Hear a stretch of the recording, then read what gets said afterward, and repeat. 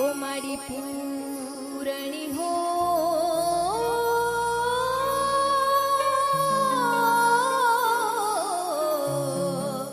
सबका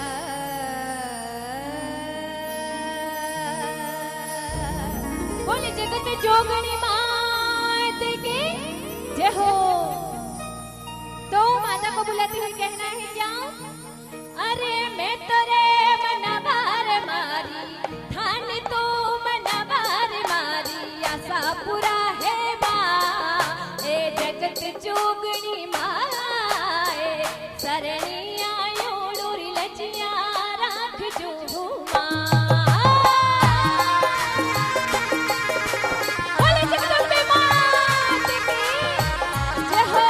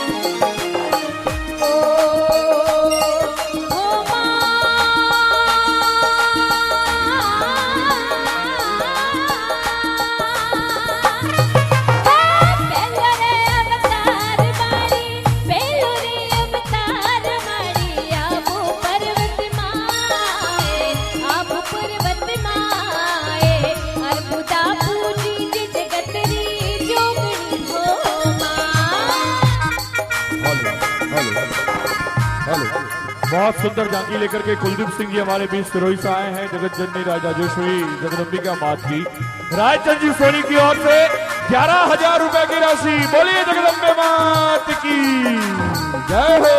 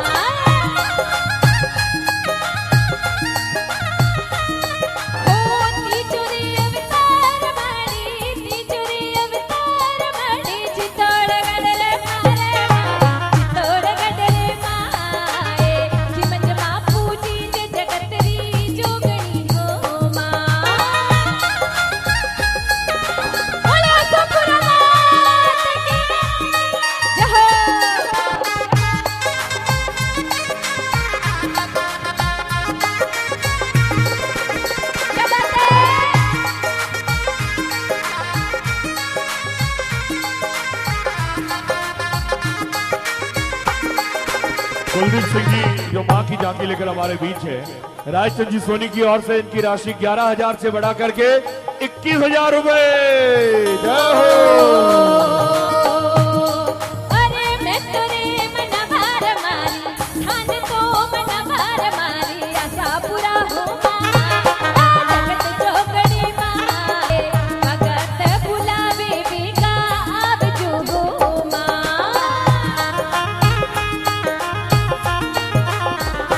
जय हो।